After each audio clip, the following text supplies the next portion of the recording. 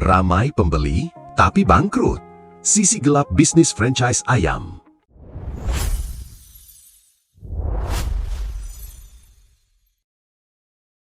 Pernahkah Anda melihat sebuah gerai ayam goreng yang setiap hari dipenuhi antrian pelanggan? Dari luar terlihat sukses, parkiran penuh, kasir sibuk, dan pesanan terus berdatangan. Hampir semua orang akan berpikir, pasti untung besar. Namun, bagaimana jika kenyataannya justru sebaliknya?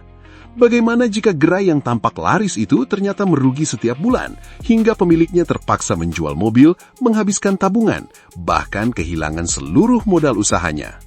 Hari ini kita akan membahas sebuah kisah yang ramai diperbincangkan di media sosial. Sebuah cerita tentang bisnis franchise ayam yang terlihat menggiurkan, tetapi menurut cerita tersebut justru berakhir pahit bagi salah satu mitranya. Namun sebelum melanjutkan, perlu kami tegaskan bahwa cerita ini merupakan pengalaman yang dibagikan oleh seseorang di media sosial. Kami tidak dapat memverifikasi seluruh rinciannya secara independen. Karena itu, video ini tidak dimaksudkan untuk menghakimi merek atau perusahaan tertentu, melainkan sebagai bahan pembelajaran agar kita lebih bijak sebelum berinvestasi. Cerita bermula dari seorang fresh graduate yang menceritakan pengalaman ayahnya membuka gerai franchise ayam. Awalnya semua tampak sempurna, gerainya ramai, setiap hari antrian pembeli mengular. Siapapun yang melihat pasti mengira usaha tersebut menghasilkan keuntungan besar. Namun ketika ditanya mengapa gerainya tutup, jawabannya justru mengejutkan. Justru karena terlalu ramai.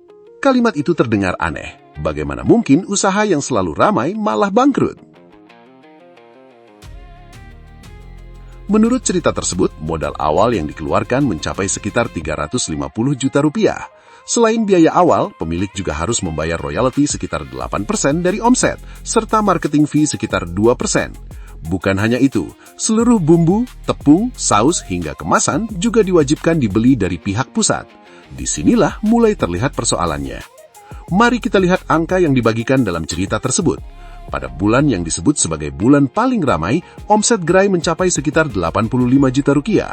Sekilas angka ini tampak sangat besar. Namun setelah dihitung satu persatu, gambarnya berubah. Biaya bahan baku sekitar 48 juta rupiah, sewa tempat sekitar 12 juta rupiah, gaji 6 karyawan sekitar 18 juta rupiah, royalti sekitar 6,8 juta rupiah, marketing fee sekitar 1,7 juta rupiah. Belum termasuk listrik, air, dan gas sekitar 3 juta rupiah. Total pengeluaran mencapai sekitar 89,5 juta rupiah. Artinya, meskipun omset mencapai 85 juta, usaha tersebut justru mengalami kerugian sekitar 4,5 juta rupiah. Menurut cerita itu, pada bulan-bulan biasa kerugian bahkan bisa mencapai 8 hingga 12 juta rupiah. Kalau angka-angka ini memang benar, maka kita belajar satu hal yang sangat penting. Omset besar tidak sama dengan keuntungan besar. Inilah kesalahan yang sering dilakukan banyak orang. Mereka melihat antrian, mereka melihat ramainya pembeli, tetapi mereka tidak melihat margin keuntungan. Padahal dalam bisnis, yang menentukan bukan berapa uang yang masuk, melainkan berapa uang yang tersisa setelah semua biaya dibayar. Lalu siapa sebenarnya yang diuntungkan? Berdasarkan cerita tersebut, pihak pusat memperoleh pemasukan dari berbagai sumber. Ada franchise fee, ada royalti, ada marketing fee, ada penjualan bumbu, ada penjualan tepung, ada penjualan saus, ada penjualan kemasan.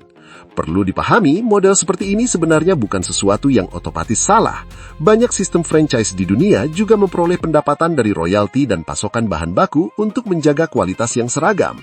Namun, apabila struktur biaya tersebut membuat sebagian besar mitra sulit memperoleh keuntungan yang layak, maka model kemitraan itu patut dievaluasi. Sebuah kemitraan yang sehat idealnya memberikan manfaat bagi kedua belah pihak, bukan hanya salah satunya.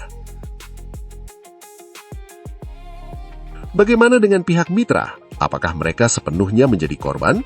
Menurut analisis kami, jawabannya juga tidak sesederhana itu. Mitra juga memiliki tanggung jawab besar.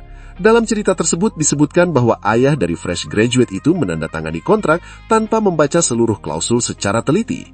Ketika ingin menutup usaha, ia baru mengetahui bahwa franchise fee tidak dapat dipindahtangankan maupun dikembalikan. Artinya, investasi awal yang mencapai ratusan juta rupiah praktis hangus. Ini menjadi pelajaran yang sangat mahal. Bahkan sang anak menyebutnya sebagai sekolah termahal seumur hidup. Dari kisah ini ada 3 pelajaran penting. Pertama, jangan pernah membeli bisnis hanya karena terlihat ramai. Ramai belum tentu untung.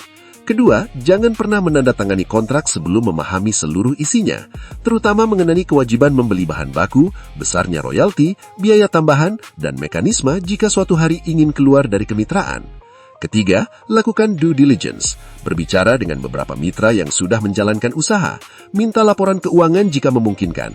Hitung sendiri simulasi laba dan ruginya. Jangan hanya percaya pada brosur atau presentasi penjualan. Kesimpulan kami sederhana, bila cerita ini benar terjadi, maka masalahnya bukan semata-mata karena franchise-nya, melainkan karena kombinasi beberapa faktor. Model bisnis yang mungkin memberikan beban biaya cukup besar kepada mitra, serta keputusan investasi yang dilakukan tanpa analisis dan pemahaman kontrak yang memadai. Dalam bisnis tidak ada investasi yang bebas resiko, namun resiko dapat diperkecil jika kita mau belajar, menghitung, dan tidak berburu-buru mengambil keputusan. Bagi Anda yang sedang mempertimbangkan membeli franchise, semoga kisah ini menjadi pengingat. Jangan biarkan antrian panjang membuat Anda lupa menghitung keuntungan. Jangan biarkan nama besar sebuah merek membuat Anda mengabaikan isi kontrak. Dan jangan pernah menginvestasikan uang hasil kerja keras bertahun-tahun hanya berdasarkan janji keuntungan yang terdengar indah. Ingatlah, dalam dunia bisnis, keputusan terbaik bukanlah yang terbaik diambil, tetapi yang paling matang dipertimbangkan. Karena modal yang hilang masih bisa dicari kembali, tetapi pelajaran yang datang setelah kehilangan seluruh aset seringkali menjadi pelajaran yang paling mahal dalam hidup.